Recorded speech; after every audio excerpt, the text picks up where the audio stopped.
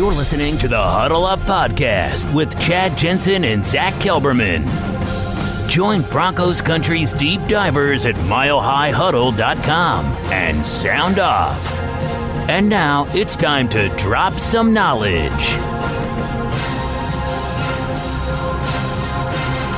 Welcome in, everybody, to the Huddle Up Podcast, presented, as always, by Mile High Huddle, powered by Overtime Media.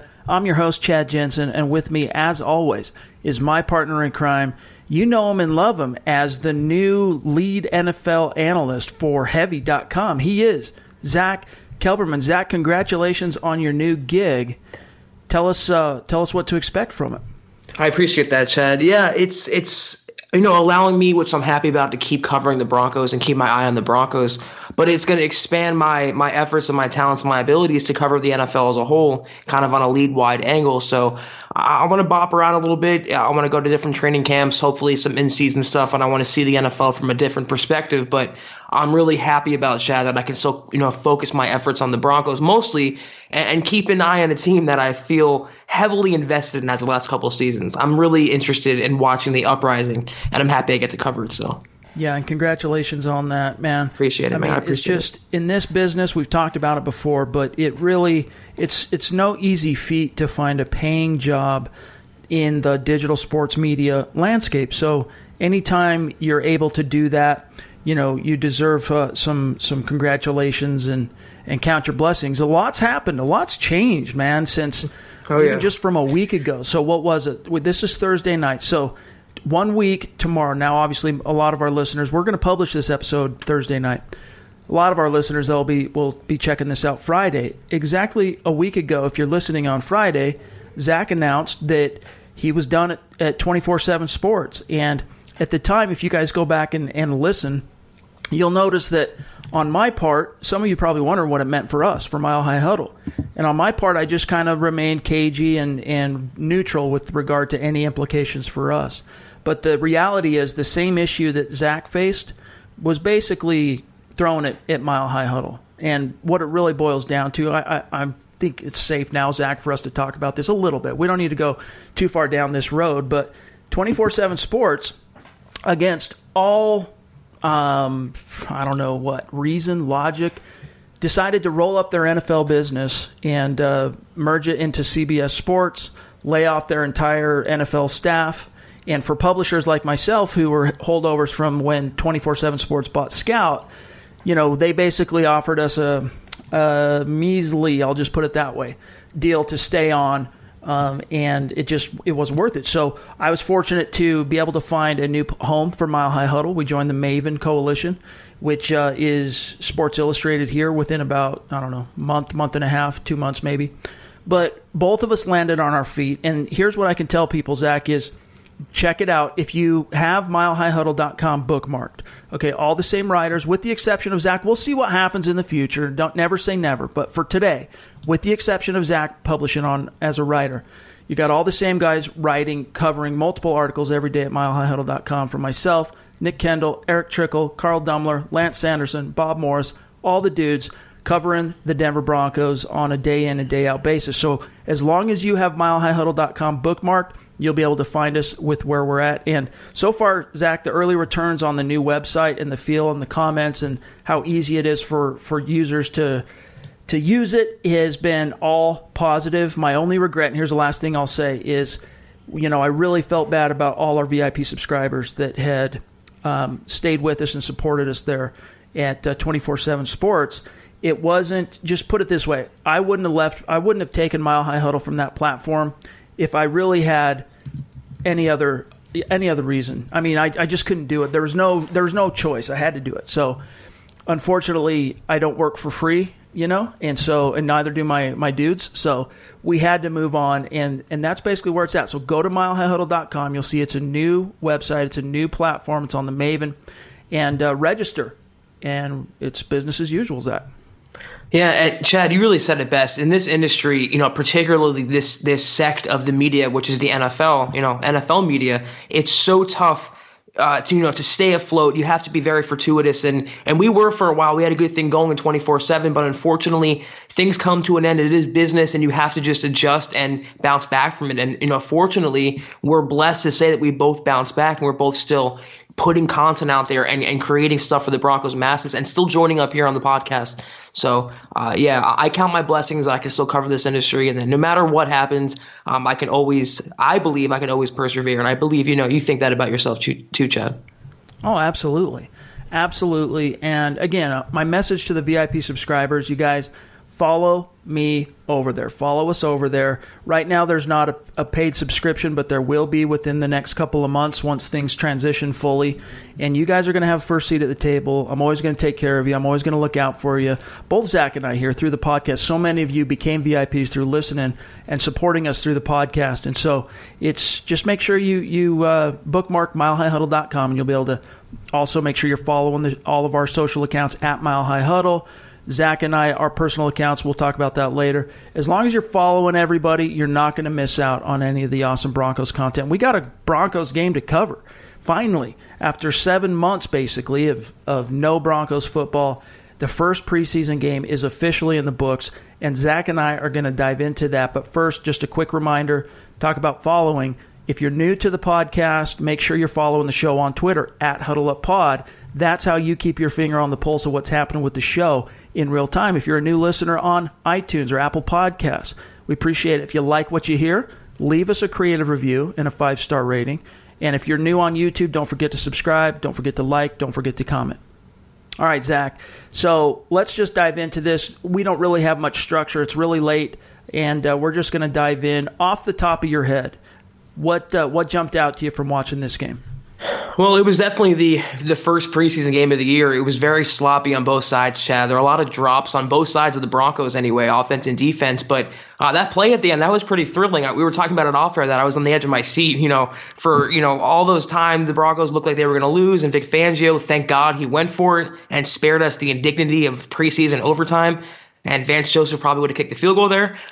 It was a up and down game. I'll say that. A lot of players stood out to me. We can get into that in a second on an individual basis. But there was more good than bad to take from it. But you can definitely tell it was Fangio's debut. A lot of the new rookie jitters, Drew Lock especially. So it was, you can definitely build on this game. By the way, hat tip to Vic Fangio, who was taken to the hospital today in the Cleveland area because he was struggling with kidney stones. Now, I'm fortunate enough that I can say that even at almost 40 years old, I've never had a kidney stone. I've never had to pass that. I know a lot of people, including my father, including even Eric Trickle. He's not been shy about talking about it on social media, so I'm not betraying any medical knowledge there. He's been through it. That everyone that's been through that, especially for if you're a dude, it's just unbelievably painful. And yet, Zach, Vic Fangio, he's going, look, I've waited 40 years as a coach to be a head coach, and this might only be an exhibition game, but wild horses couldn't keep me from being on the sideline. So, my guess is they probably doped him up just a little bit to take the edge off, and out he went.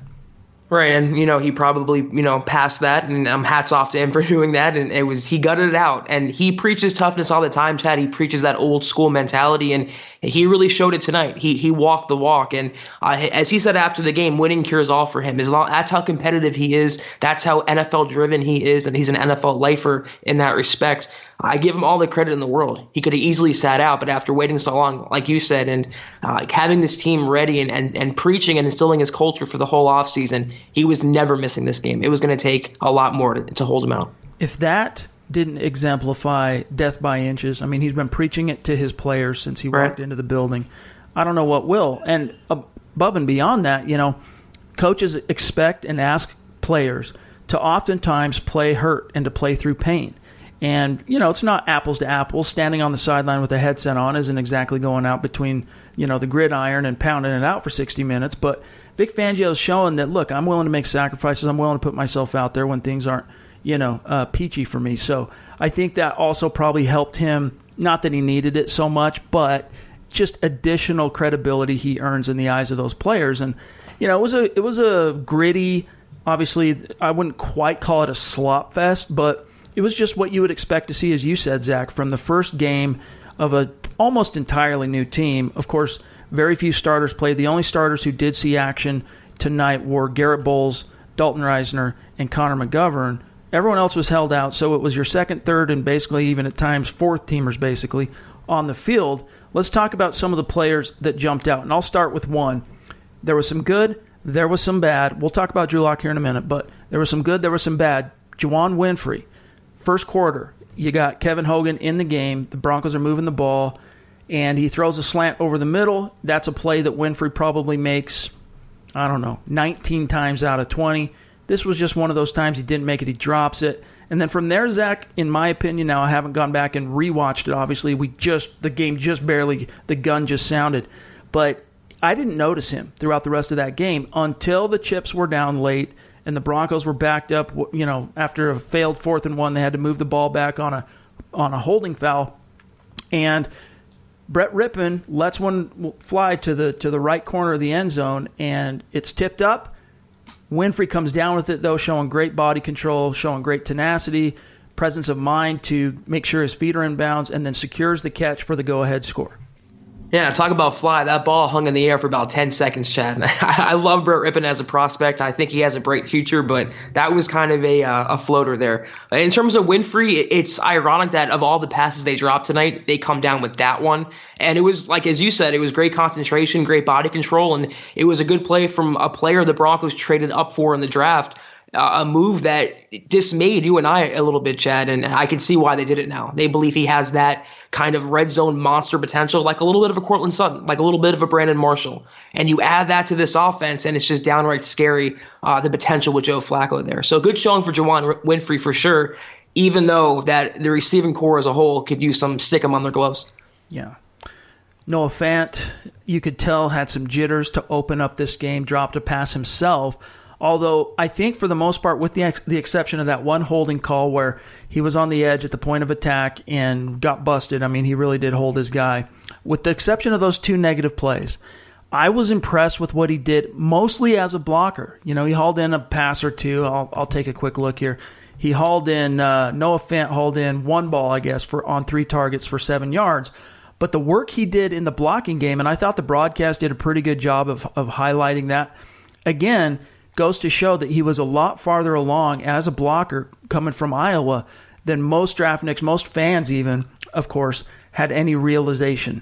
Yeah, I mean, his blocking was an underrated prospect coming out of college and an underrated ability of his, and he showed he can be an all-around tight end for that reason. He does need to work on the catches, though, his concentration there over the middle. In terms of blocking, though, Chad, on Garrett Bowles, there was one play, it might have been that quick out to Fant that he caught, that Bowles just stonewalled his defender, showed great power, great feet. And if they can just get that consistency out of him, he can turn the corner in his third year and he kind of make up for some of the issues that we've heard about in training camp so far. In terms of the first-string offense, I was mostly impressed, even though the offensive line, the blocking, they were okay. I mean, Muhammad and Devontae Jackson broke off some big runs. They could have been better, but it's all chalked up to the same thing, that everyone as a whole, it was still the first appearance, the first game. There's always going to be things to work out, and that's why we've been saying for weeks now not to put any stock in this game in particular. For what it's worth, according to Vic Fangio, after the game, now again, we're literally recording this while the coach is at the podium, and he said that he doesn't believe he's past that stone yet. So he really grinded and gritted through it on Thursday night. And by the way, let's just move the topic of conversation here. With regard to Drew Lock, here's what Vic Fangio said, quote, "I was hoping for more, but not surprised," close quote. So, again, he's a realist, right? He's not going to blow smoke up anyone's skirt. He was hoping to see more from Lock. He was hoping to see a little bit more command, more presence, but Lock was very inconsistent. When he got to the bottom of his drop and fired the ball, he was money. He was good.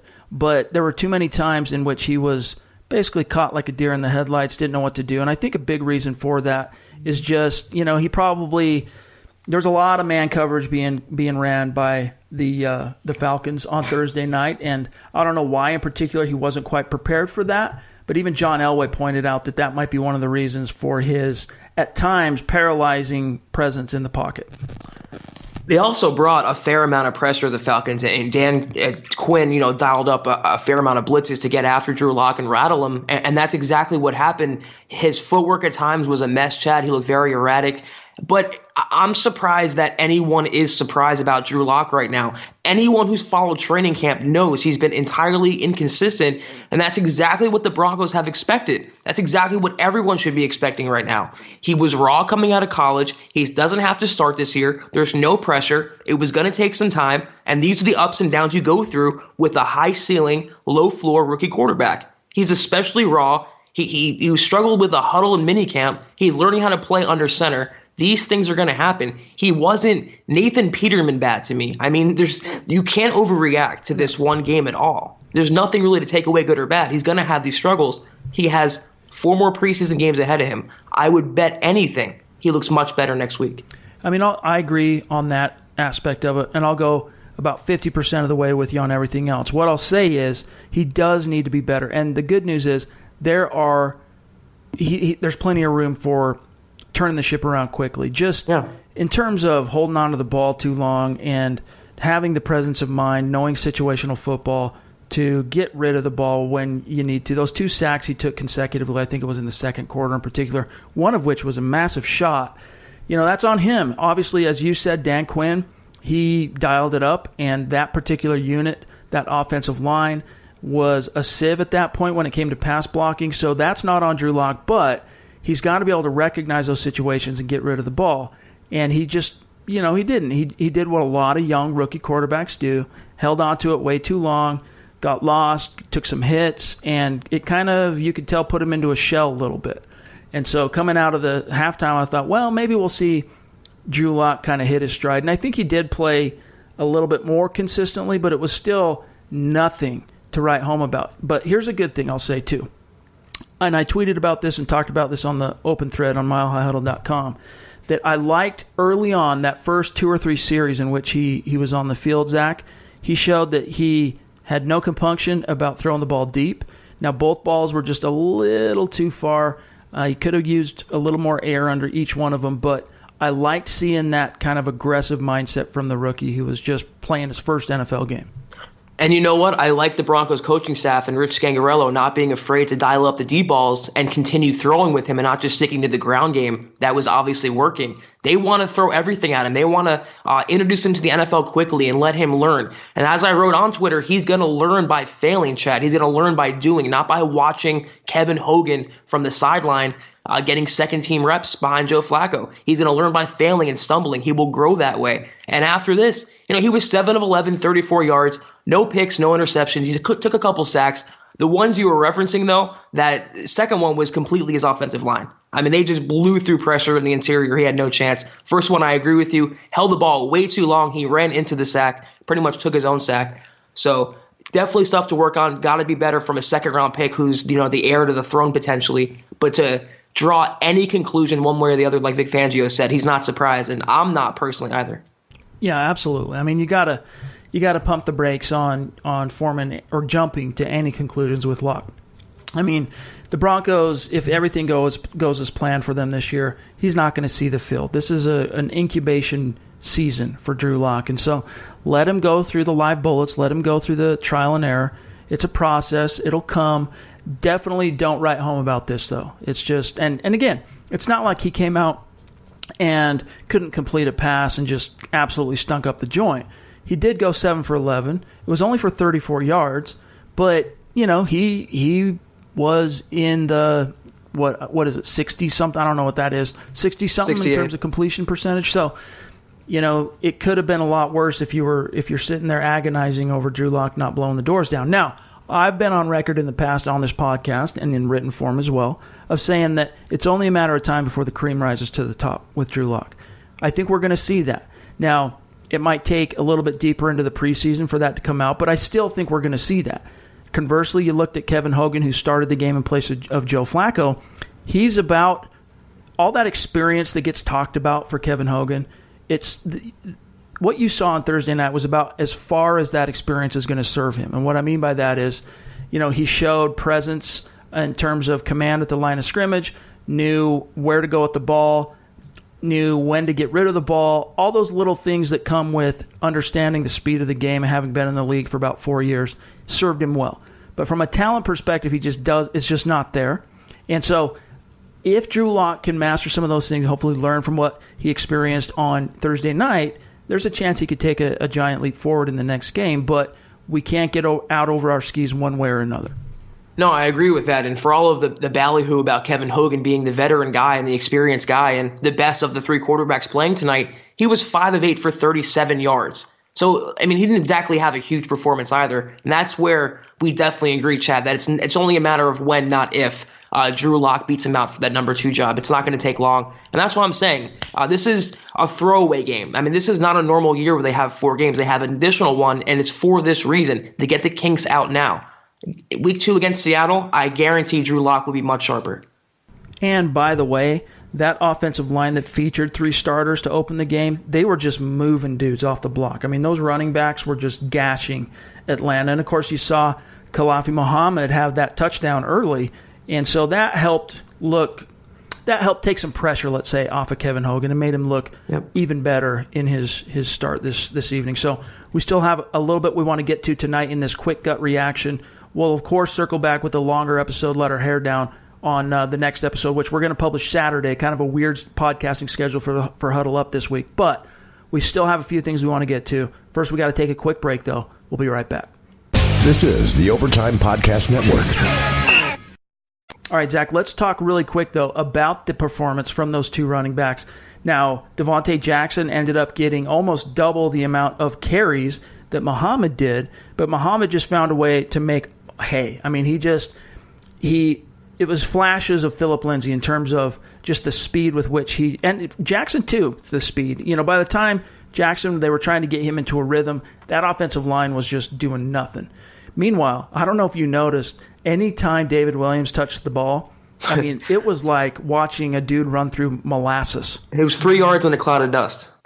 That's exactly what it was. And, you know, Muhammad reminds me a lot of Gio Bernard, maybe a little bit of a smaller version of that. He's very shifty, very explosive, caught me by surprise now that I got a chance to see him in a live game action, and he really looked good. I'm not going to put much in it. It is a preseason game. He is playing against mostly backups.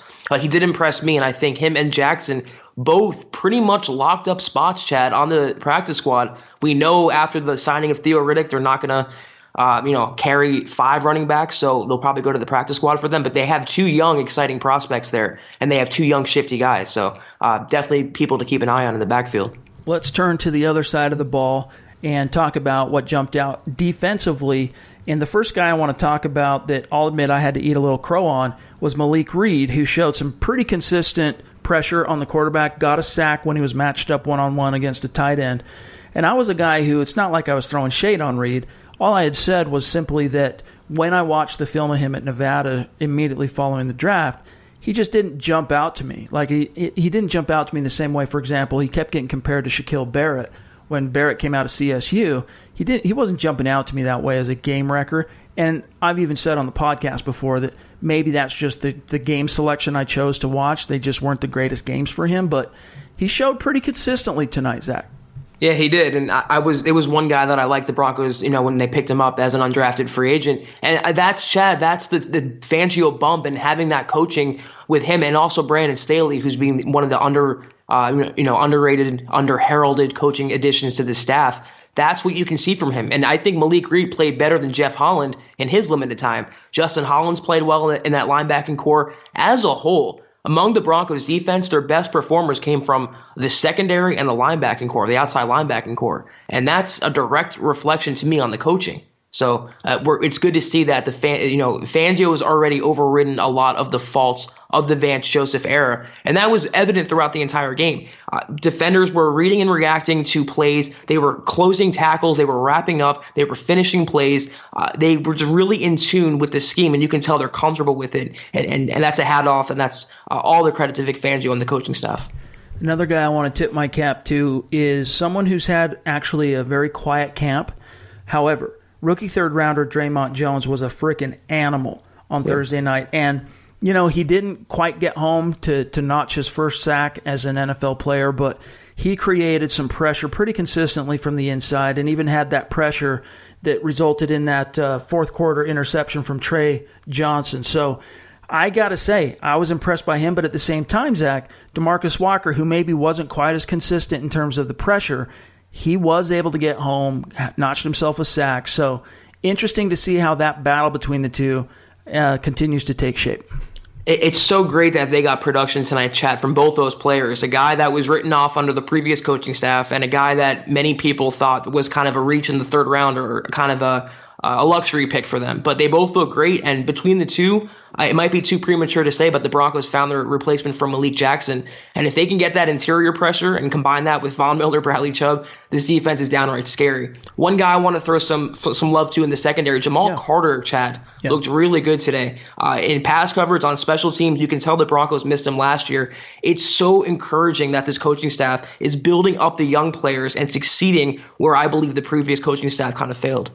Trey Marshall as well. That's right. Trey Marshall had a game, and I'll even tip my cap to Shamarko Thomas, who, especially toward the end of that game, was really flying around, got himself a sack on a nickel blitz.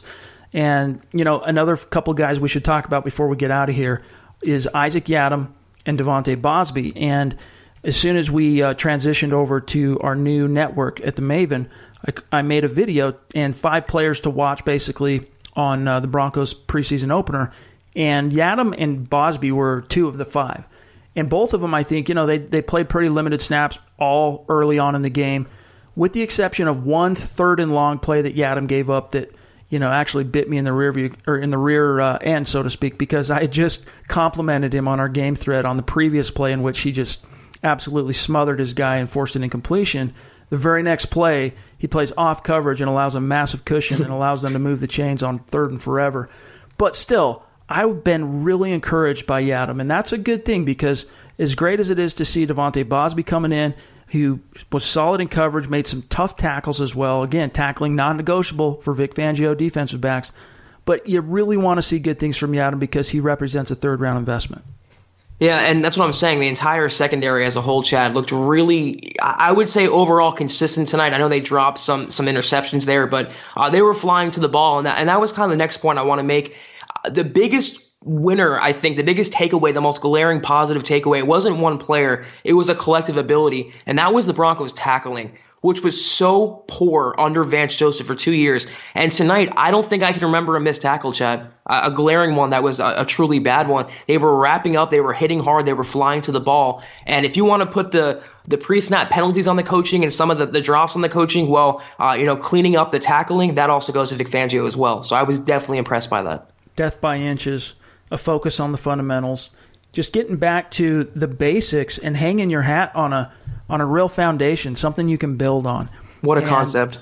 Yeah, I mean, it's when you're seeing backups and backups to backups in an opening preseason game, you're not going to see the scoreboard get lit up, and that's where a lot of fans tend to start, the surface fans, not the listeners of the Huddle Up podcast, but surface fans, that's when they shut off the TV or they jump on Facebook and they bitch and moan, basically, right? Well, what do you expect, right? You had 3 starters play in the opener, and they only played for 2 series.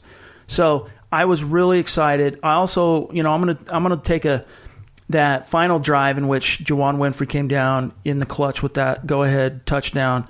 I'm going to take that as a harbinger of things to come. That when it comes to situational football, when it comes to the clutch, when it comes to those inches that separate a win from a loss, this is a team that is being coached to come out on top in those situations. And even though it was the 3rd string, 4th string even, with Brett Rippon throwing the ball, it was encouraging to see that in the clutch, that team, they kept their composure, they kept grinding. They had that extremely untimely holding penalty on that 4th down that they had converted with Kelvin McKnight, and then tragedy strikes. Oh, they have to move it back. And to convert once again, I just made me feel good about the way this team is headed.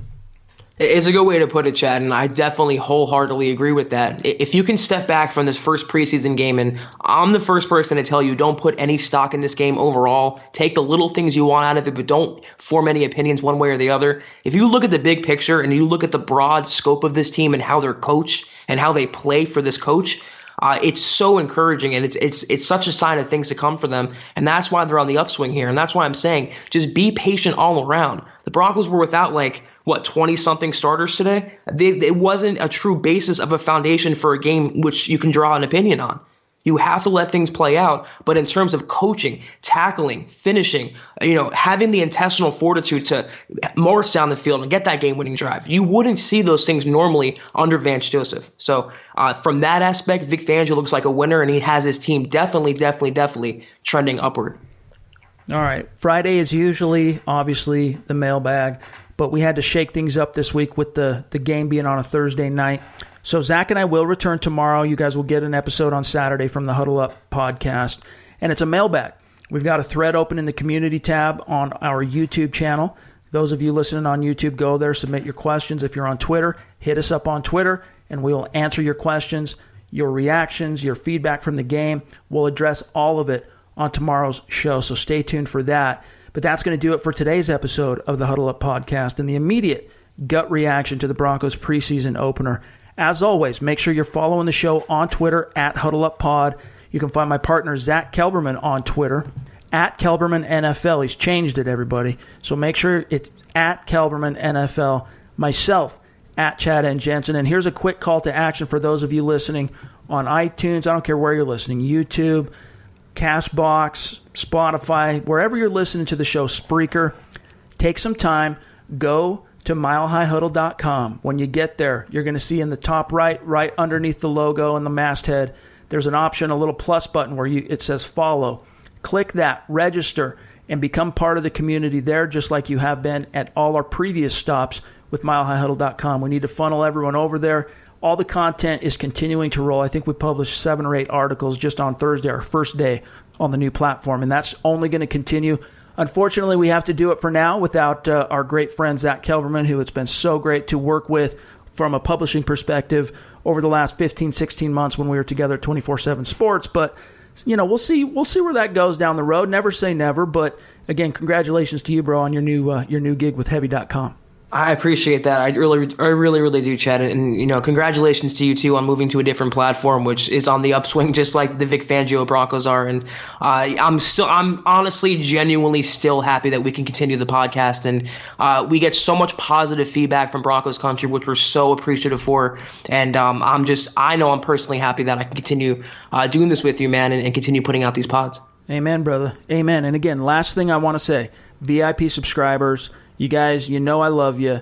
You know that I'd do anything for you. So come follow me over here. We'll take care of you. I'm gonna graft you in. Once we go premium, you guys will have the first pick of the litter here in a couple of months. So come join us over on the new website, and I'm going to look out for you. I'm going to take care of you. But that's going to do it for today. For Zack Kelberman, I'm Chad Jensen. We will talk to you tomorrow. You've been listening to the Huddle Up Podcast. Join Broncos Country's deep divers at milehighhuddle.com to keep the conversation going.